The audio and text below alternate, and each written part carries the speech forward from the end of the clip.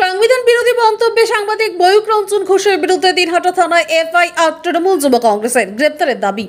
সংবিধানের স্বীকৃত সেকুলার শব্দের অপব্যবহার এবং সংবিধান বিরোধী মন্তব্য করার অভিযোগে সাংবাদিক ময়ূক রঞ্জন ঘোষের বিরুদ্ধে দিনহাটা থানায় এফআইআর দায়ের করলেন তৃণমূল যুব কংগ্রেস।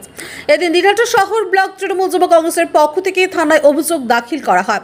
উপস্থিত ছিলেন ব্লক যুব তৃণমূল সভানেত্রী মমিতা ভট্টাচার্য, তৃণমূল নেতা সাবির সাহা, আমির আলম সহ আরো অনেকে। তাদের অভিযোগ, সাংবাদিক ময়ূক রঞ্জন ঘোষ ইচ্ছাকৃতভাবে সংবিধান বিরোধী মন্তব্য করে জনমতে বিভ্রান্তি ছড়ানোর চেষ্টা করেছেন।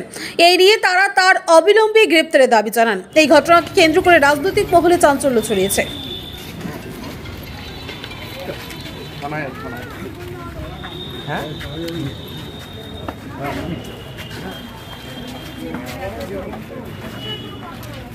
অভিযোগ জানালেন গত কিছুদিন ধরেই কাশ্মীরের এই নৃশংস যে হত্যাকাণ্ড ঘটেছে,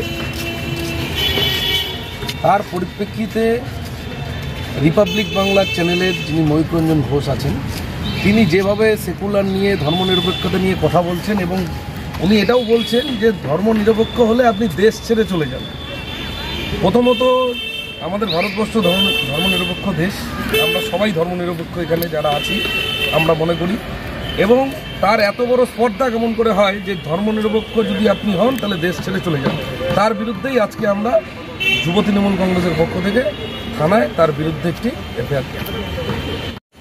একটা অসভ্য লোক কী করে সাংবাদিক হতে পারে সেটাই একটা প্রশ্ন। সাংবাদিক হতে গেলে ন্যূনতম ভদ্রতা এবং শিক্ষিত হওয়া প্রয়োজন। উনি অশিক্ষিতর মতন ভারতে থাকবেন এবং বলবেন যে ধর্মনিরপেক্ষ কী করে আপনি যদি হন তাহলে আপনাকে দেশ ছেড়ে চলে যেতে হবে। এরকম একটা লোককে প্রত্যেকটা মানুষের ওনার বিরুদ্ধে কেস করা উচিত, কোনো রকম রাজনৈতিক দল হিসাবে না।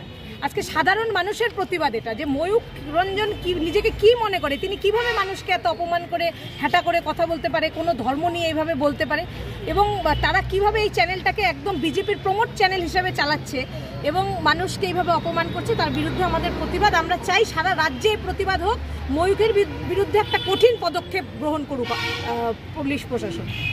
মাধ্যমিকের পর উচ্চ মাধ্যমিকের সেরা প্রস্তুতি কোথায় নেবেন ভাবছেন? আর দেরি নয়, রেডিয়েন্স একাডেমিতে 2025-26 শিক্ষাবর্ষের বিজ্ঞান ও কলা বিভাগে ভর্তি চলছে। প্রতিযোগিতার এই আবহে সাফল্য লাভের জন্য মজবুত ভিত্তির প্রয়োজন। সেই ভিত্তি দৃঢ় করতে রেডিয়েন্স একাডেমি প্রতিজ্ঞাবদ্ধ। এখানে রয়েছে অত্যাধুনিক প্রযুক্তি সম্বলিত ক্লাসরুম, সায়েন্স ল্যাবের সুব্যবস্থা, on-field practical class, merit base training, সেই সাথে নেট জের প্রাথমিক প্রস্তুতির জন্য ছাত্রছাত্রীদের তৈরি করা হয় ও সিভিল সার্ভিস ও অন্যান্য প্রতিযোগিতামূলক পরীক্ষার প্রয়োজনীয় অরিয়েন্টেশন দেওয়া হয়। আপনার সন্তানের সাফল্যের পথ সুগম করতে আজই চলে আসুন রেডিয়েন্স একাডেমি, তুফানগঞ্জ থানামোড় এবং রামহরি মোড়ের মাঝে জাতীয় সড়কের পাশে, অথবা স্ক্রিনে দেওয়া নম্বরে যোগাযোগ করুন। আসন সংখ্যা সীমিত।